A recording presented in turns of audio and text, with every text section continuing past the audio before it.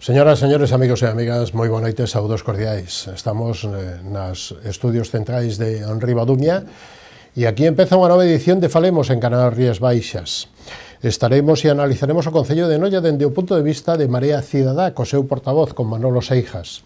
Estaremos tamén con a presidenta da Asociación de Comerciantes e Hosteleiros de Vilagarcía de Arousa, de Zona Aberta de Vilagarcía de Arousa, con Rocío Luzán, para analizar a situación que están atravesando, o problema do mercadillo, os temas, as últimas noticias que teñen, e este sector que é tan importante dentro das cidades, o paisaxe das cidades, que son os comercios, os pequenos comercios nas cidades.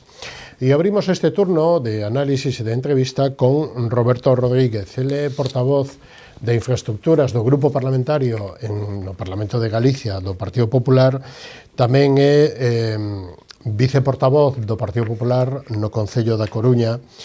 Lle damos a boa noite, benvido, señor Rodríguez, como estamos? Que tal, boa noite? Bueno, non sei se empezamos polo malo ou polo bo. Por onde ti queiras. Imos a empezar por unha disculpa a ti e ao teu programa, porque na anterior ocasión na que estaba convidado, pois, bueno, un imprevisto médico imposibilitoume de vir, e polo tanto moitas gracias pola invitación, desculpa por aquel inconvinte, e gracias tamén ao meu compañeiro, a Raúl Santamaría, que me sustituiu naquela ocasión, co cal todos saímos ganando. Bueno, un bo Vilagarcián, un rapaz bo Vilagarcián que ten moito futuro todavía na política, que é novo dende todo, nada, non hai nada que disculpar, benvido, e ademais nos alegramos de que se haya recuperado. Bueno, temos para este sábado unha gran manifestación, contestación a un proxecto industrial que se chama Altri, que vai en Palas de Rei, que, lóxicamente, a Xunta defende a súa tramitación medioambiental deste proxecto, pero no cal a empresa, bueno, pois agora depende do Goberno de Madrid, desa capitalización de os 250 millóns de euros que les piden e tal, máis do suministro eléctrico, bueno, de todos estes permisos, pero este proxecto está sendo moi rexeitado e moi contestado dende a principal ría, que é a ría de Arousa, a principal ría de Galicia, das máis produtivas. Hai moita actividade marisqueira e moita actividade pesqueira, están a principal ría de produción de mexillón, e todo o que abastece o Ulla dende o punto de vista da auga de consumo. Que pode decir vostede?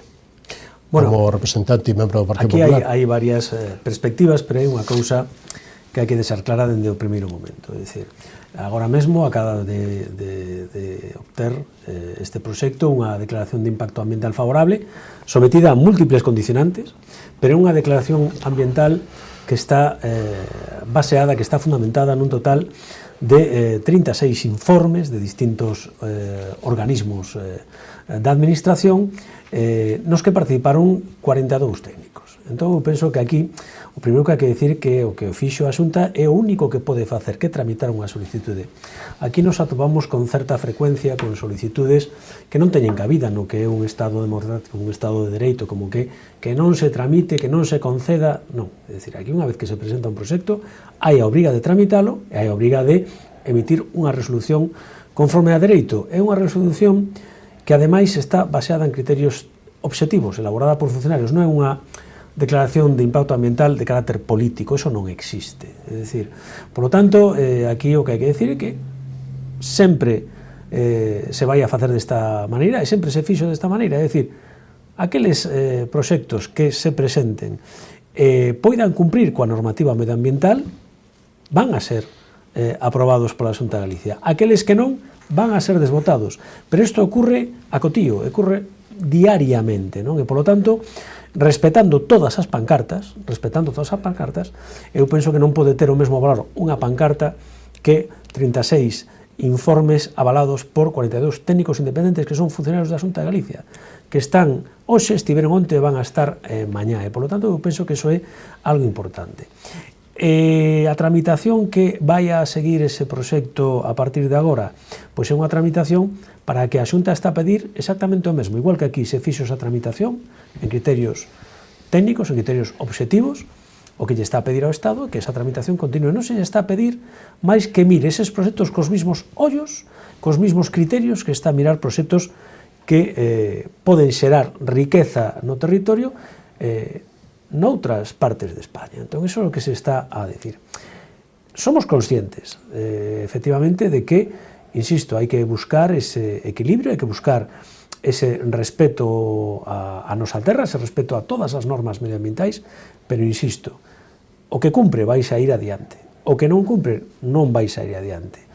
Entendendo a preocupación, eu, ademais, pois, ao longo da miña experiencia política previa, fui un director de Augas de Galicia, entón, coñezo perfectamente pois esta preocupación do sector marisqueiro, pero eu poño a man no lume por os técnicos de Augas de Galicia.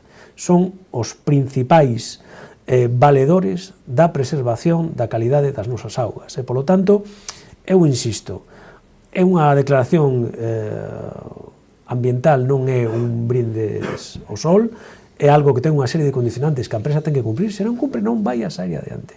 Agora, é evidente que unha vez que se cumpre con esa declaración de impacto ambiental, hai que ser a riqueza. O que non entendemos tamén é a posición daqueles que, cando aspiraban a gobernar Galicia, votaron a favor unánimemente, tanto o Partido Socialista como o Bloque Nacionalista Galego, da implantación desa industria en Galicia, e cambiaron radicalmente de posición despois de febreiro do ano 24. Perdidas as eleccións, pois de repente todo foron poñerlle a proa, primeiro pedíndolle aos funcionarios da Xunta de Galicia que prevaricaran, é dicir, que non tramitaran, que dixeran que non, isto hai que, un procedimento, hai que respetalo, e hai que emitir o que corresponda, o informes que correspondan, e agora incluso traspasando todavía esa liña indo a unha oposición, bueno, pois marcada pola parte máis digamos, extrema do Bloque Nacionalista Galego, que a Unión do Pobo Galego, que fala na súa estrategia política de quentar as rúas, que fala de, bueno, pois de axitar a población, e que está chegando a uns extremos nos que se vai ao domicilio particular dunha conselleira a facer un escrache, a dicirlle ti tamén tes familia, aí onde están pois maiores, menores nesa casa, onde unha persoa vinculada ao BNG publica a ubicación da casa, pois case que invitando a que todos vayan ali a facer esa presión. Primeiro foron os funcionarios, ahora son os políticos. Eu o que lle quero transmitir aos galegos é que poden estar tranquilos, aquí as cousas se van a facer pola lei. O que cumpre vai a contar con un informe favorable e vai ir adiante, se cumpre con eses requisitos. O que non cumpre. É o que mismo que vamos a pedir, que vamos a exixirlle ao goberno central. Como con todo, é dicir, non queremos ser máis que ninguén, pero tampouco podemos admitir ser menos que ninguén. Como ve o futuro, desde o seu punto de vista, o futuro de Galicia? Porque, por exemplo, isto supoño que se vai a xudicializar tamén. De feito, xa hai moitos demandas impostas. O tema eólico pasa o mismo. Bueno, que reflexión lle gustaría facer así, un pouco para que axudarnos a entender un pouquiño esta maraña e non caer na cuestión solo xudicial que a política non é capaz de resolver? Bueno, un exemplo temos, precisamente ti o mencionabas, no que ocorreu co desenvolvemento da enerxía eólica. Unha enerxía na que Galicia o ten todo, absolutamente todo, para ser referente a nivel europeo, a nivel mundial. Estamos vendo como hai proxectos xa aquí en España que se están indo a Aragón precisamente por a capacidade de dispoñer de solo e de ese tipo de enerxía, cando, evidentemente, a referencia, insisto, debería de ser Galicia. Eu creo que hai que ser responsables. Creo que, entendendo xa os que levamos algún tempo, temos certa experiencia no ámbito político, entendendo o que o contexto da loita política, non? De esa loita por conseguir a confianza da cidadanía, penso que hai cousas que teñen un interese superior. En este caso estamos a falar do futuro de Galicia, do futuro dos vindeiros galegos e das vindeiras galegas, non?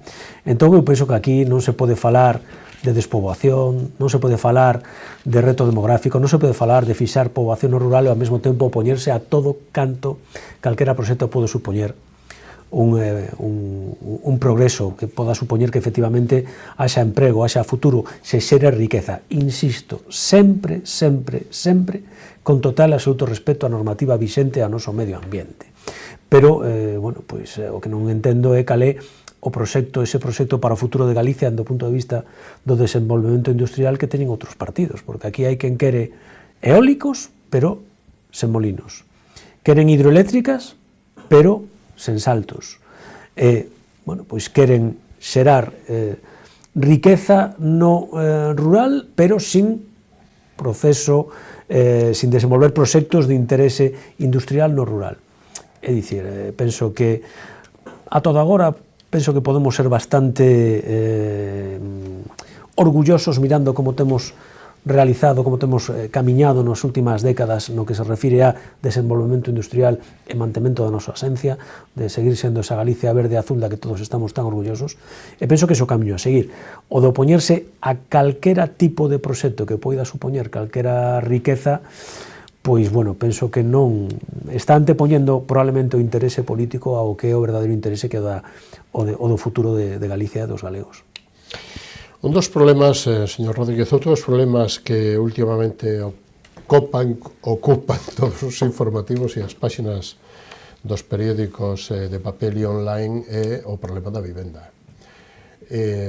Bueno, pois a Consellería de Vivenda e Planificación de Infraestructuras, que dirixe María Llegue, a conselleira, dende fai un aniño, estamos aí nun aniño. Onte salía, despois do Consello da Xunta, salía o presidente da Xunta, digamos que anunciando a aprobación de 2 líneas de avales para a compra de vivenda, tanto unha dirixida a menores de 36 e outra para a compra de vivenda protexida sin límite de idade. Cal é un pouco a política da Xunta para solventar esta problemática que temos hoxe en día e que nos últimos anos posiblemente estuvo un pouco abandonada ou parada porque a culpa é de Madrid ou a culpa é de Santiago ou a culpa é dos concellos? Bueno, eu penso que un pouco é volver ao que falábamos anteriormente, non? É un pouco tentar fuxir do ruido e traballar e poñer a proa o que son as verdadeiras preocupacións daquela xente pois, que confiou en nós para gobernar o seu futuro, non? Por decirlo de algún xeito. En este caso, pois penso que a estas alturas xa ninguén dubida que a vivenda é a primeira preocupación hoxe en día a nivel nacional, autonómico e incluso mesmo diría local. Eu veño dunha cidade, que é a cidade da Coruña, como ben comentabas, na que temos a día de hoxe os alquileres máis caros de toda Galicia. É onde prácticamente a día de hoxe é máis difícil alugar incluso para un estudante que mesmo en Santiago, por poñer un exemplo, como cidade obviamente pois tradicionalmente universitaria, non? Por lo tanto, penso que as administracións todas, no ámbito das súas respectivas competencias, teñen que poñer o aceno no que son eses problemas, non? Se este é o principal problema, aí é onde hai que actuar. En ese aspecto, pois a Xunta de Galicia xa pois no programa electoral de Alfonso Rueda a vivenda era unha cuestión extremadamente importante, con un compromiso que foi moi claro, que era o de duplicar o parque público de vivendas ata cadar as 8.000, e podo dicir que a día de hoxe, pois Alfonso Rueda, o goberno de Alfonso Rueda, en este aspecto concreto, pois o da conselleira María Martínez Allegue, pois bueno, pois están cumplindo, porque a día de hoxe son xa 2.000 as vivendas desas 4.000 que eran necesarias para poder acadar ese compromiso cos galegos de duplicar o parque de vivendas, pois 2.000 xa están en algún tipo de tramitación. Ao longo de toda a xeografía, en Ferrol, en Vigo, en Santiago, en Coruña... 2.000 por ano se chega aos 8.000. Se chega, bueno, a ver, evidentemente está en diferente estado de tramitación, pero bueno, este é o ritmo, pero o que sí está claro que hai unha vontade. Se contan prácticamente cos dedos das mans aqueles consellos da Xunta nos que cada luns, ao final, na rolda de prensa posterior, o presidente Rueda non ten dado conta de algunha medida que vaya a camiñar para dar solución a ese problema. E onte mesmo, pois, por exemplo, esta que falabas das axudas, non só xa para a xente moza, hai un esforzo moi importante, moitas medidas para vincular evidentemente o problema da vivenda co futuro da mocidade, polo tanto era un aspecto prioritario, pero onte tamén se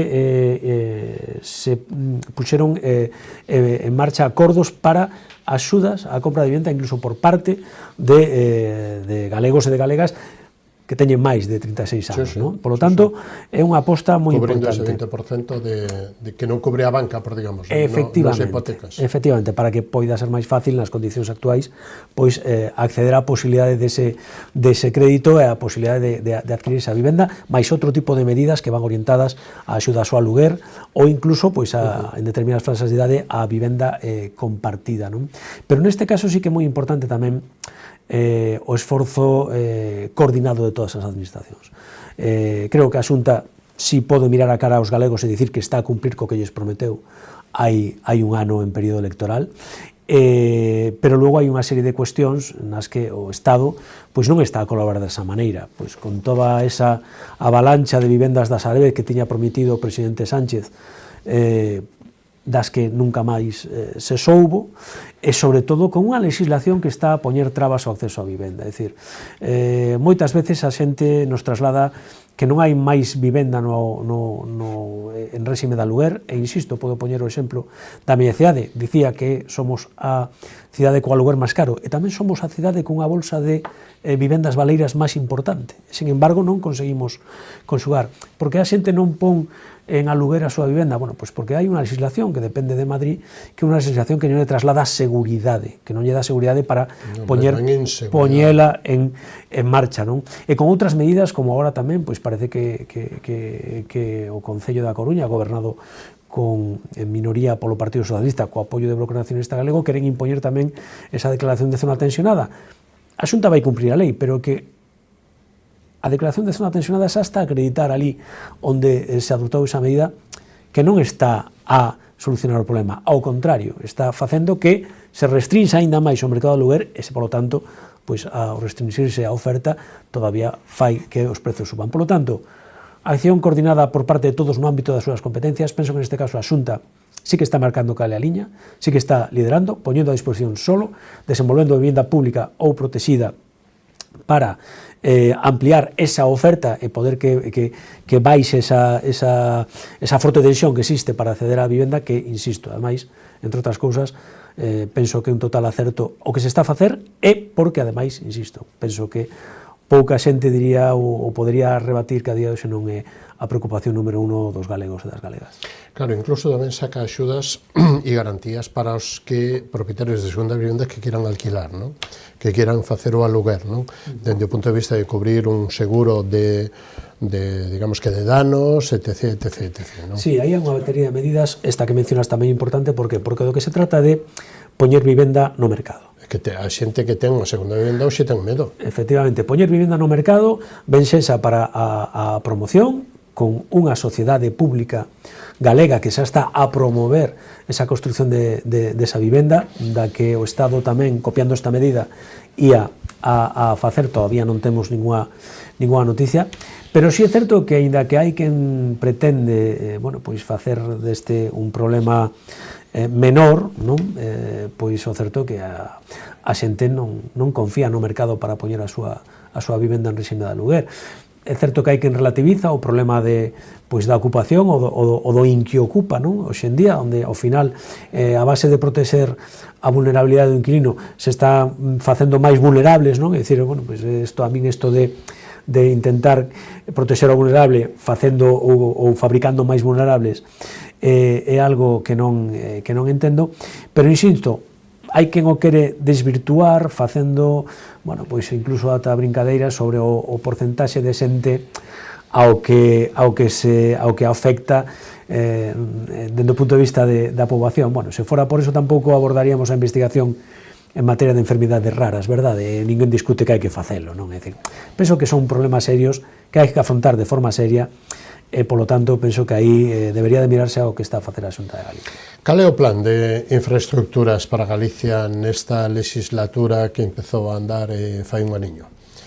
Bueno, aí hai que distinguir unha serie de planos, non? Evidentemente, en Galicia, as tres administracións teñen rede viaria, non? E, polo tanto, aquí hai que falar do que está a ocorrer coa rede viaria do Estado en Galicia, e aí podemos facer un paquete exclusivo sobre as dúas autoestradas nacionais en Galicia, que son a P9 e a P53, que merecen un capítulo aparte, e logo están pois o resto de infraestructuras estatais, e aí tamén podemos facer dúas distincións, non? Primeiro están aquelas autovías que nos conectan coa meseta, non? Entón aí sí que, pois, bueno, estamos vendo que esas son autovías que, bueno, pois que tampouco están na mellor dos seus momentos, son tres, e as tres teñen problemas, non? Por un lado temos a 8, que bueno, que é a nosa conexión cantábrica, pero, bueno, onde todavía seguimos sen ter unha solución para eses problemas que provoca con certa recurrencia a néboa, non? O informe da Dirección General de Tráfico do último ano decía que foron nada máis e nada menos que 70 os conductores en dirección contraria que foron por esa autovía, digamos, provocado pola deficiencia na visibilidade, non? A mellora de vías alternativas que cando se produce esa situación, neste caso penso que é a Nacional 634, cando se producen esos problemas na 8, tampouco se nos está a dar a resposta que merecemos os galegos, non? Empezamos a ir mal de tempo, é un aviso, nos quedan... Logo están a 52, evidentemente, que, bueno, pois, que tamén está a padecer restriccións, e a 6, que, bueno, pois que aí o exemplo do desleixo que ten o goberno estatal con Galicia, pois se puso en manifesto cando colapsou o viaducto do Castro. Pero a que máis preocupa foron máis de 2 anos e medio sen responder. Aquí a que nos preocupa moito máis, principalmente a nivel local, non só a xente que sale para Viese, é a AP9, non?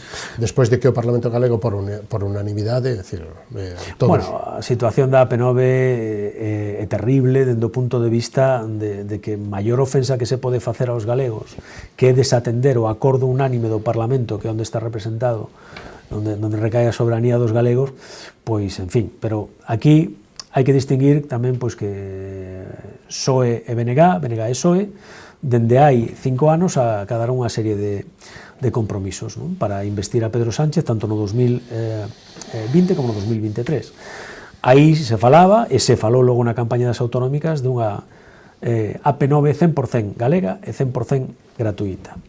Isto, bueno, pois non hai outra forma de decirlo, isto foi unha estafa aos galegos, foi un engano masivo aos galegos, porque ninguna desas dúas cuestións nin se cumpriron, nin parece que haxa vontade política de cumplila. O que é certo é que polo menos a incertidumbre se rematou, porque Sánchez dixo non a AP9, dixo pois non a transferencia. Hoxe mesmo, esta mañá, acordouse a prórroga número 24 a tramitación da transferencia da AP9 no Congreso dos Diputados. Se sumamos as do mandato pasado, son 39 lavazadas de Pedro Sánchez á vontade do Parlamento de Galicia, e polo tanto, pois, bueno, aí hai pouco pouco máis que engador. Dixeron tamén non a gratuidade. Aquí se di que camiñamos hacia a gratuidade, iso que nos pretenden vender, pero o certo é que estamos moi lonxe desa gratuidade. Temos as autoestradas máis caras de España e coa subida máis importante de toda Europa. Con Pedro Sánchez, a AP9 subiu un 28%, ir da Coruña a Vigo son por primeira vez máis de 20 euros, duplicamos as subas das principais autoestradas en Europa e, polo tanto, perdón, eu entendo que dicirlle aos galegos que se está a camiñar hacia a gratuidade é unha tomadura de pelo. E díxolle, por último, non ao rescate. Isto é algo que nos preocupa especialmente. Por qué?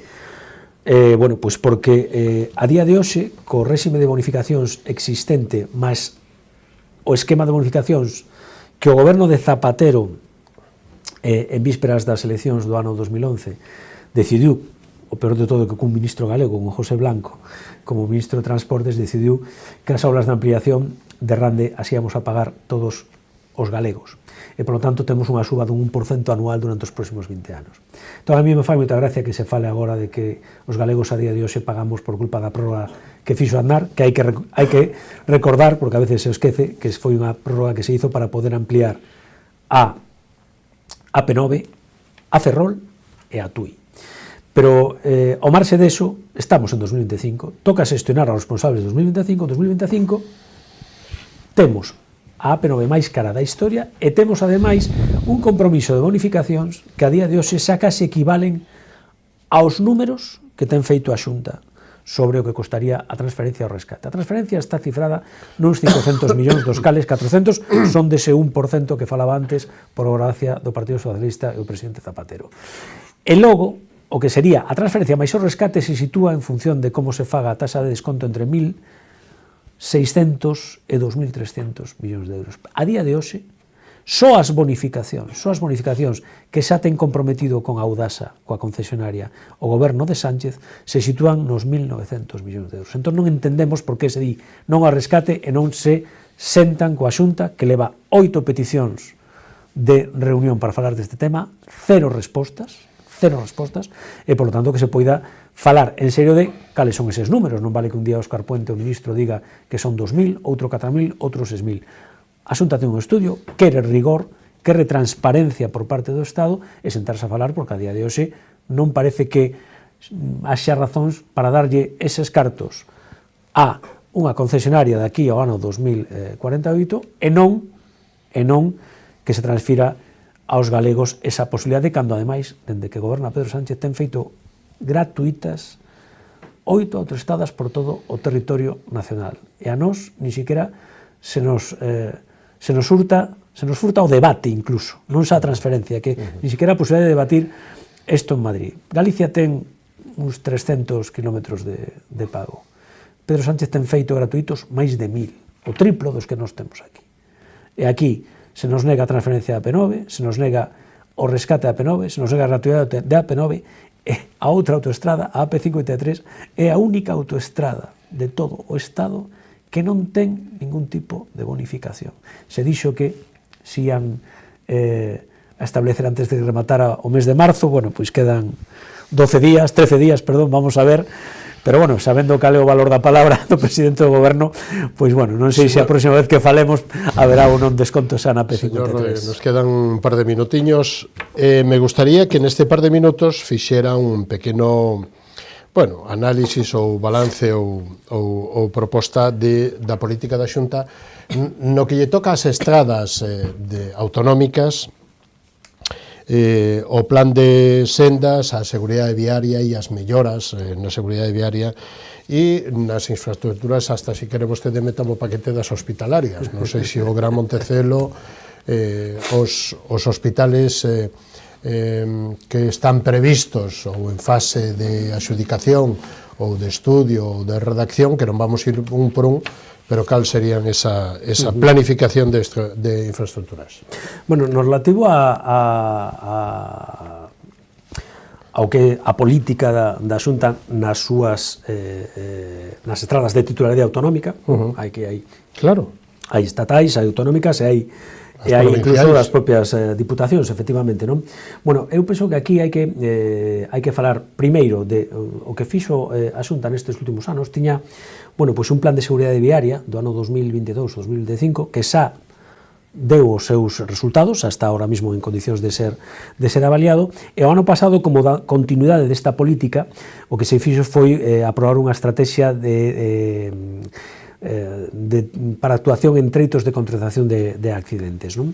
Entón, os resultados foron tan bons que a día de hoxe somos a única comunidade autónoma que ten concedidos fondos europeos para avanzar nesa estrategia. É dicir, o 60% dos investimentos nesa estrategia van a vir con fondos europeos. E insisto, somos os únicos que, gracias aos resultados que se obtiveron con ese primeiro plan, esta estrategia vai estar financiada con máis de 12 millóns por parte de fondos europeos, o que levará o investimento total a prácticamente pois os máis por riba dos 21 millóns de euros.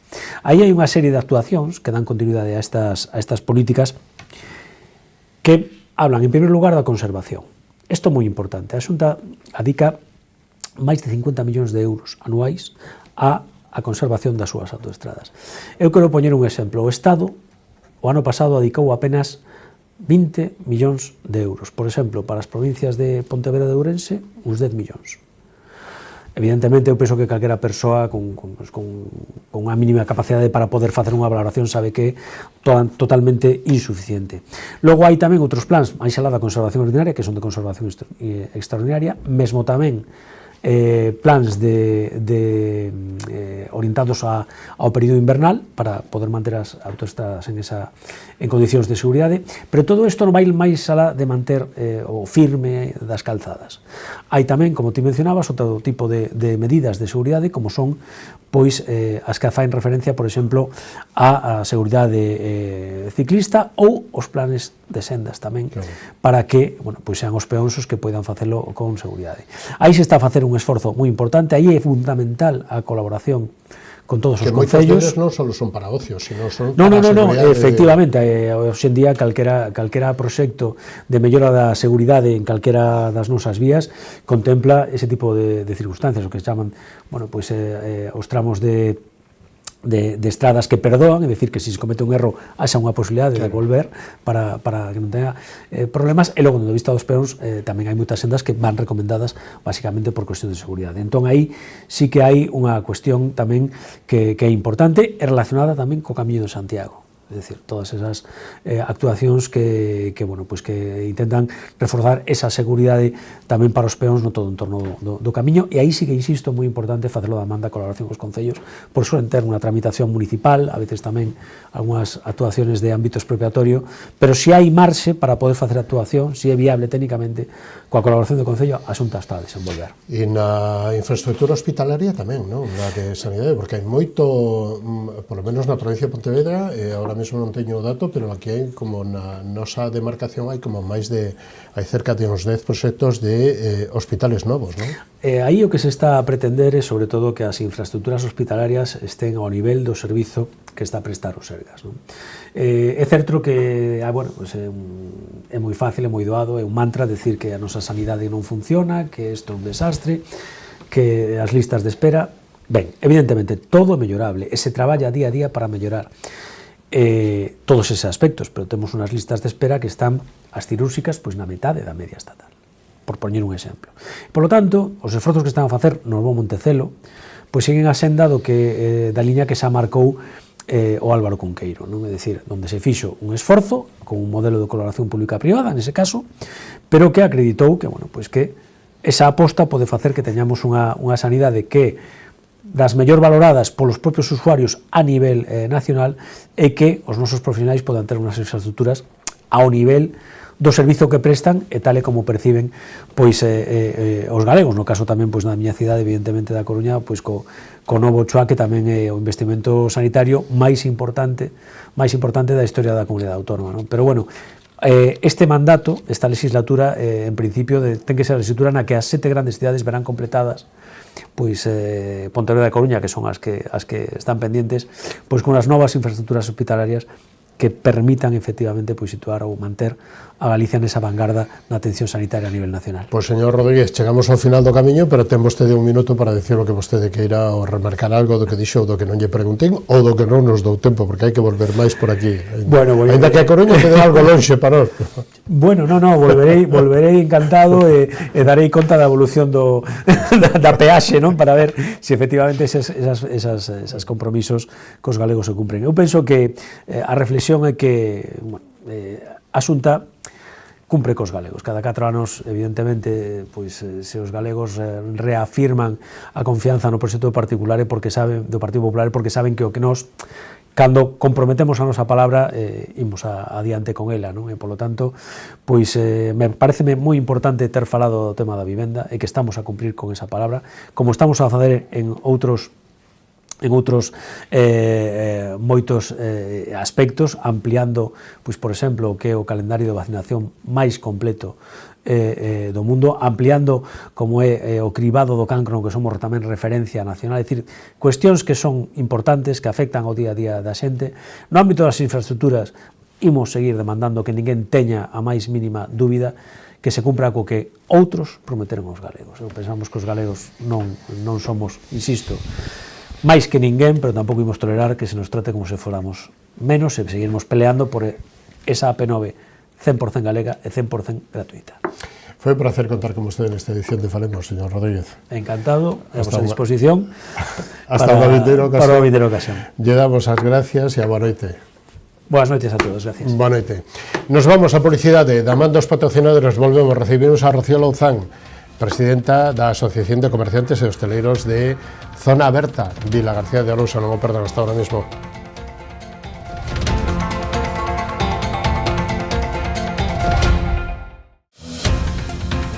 Programa ofrecido por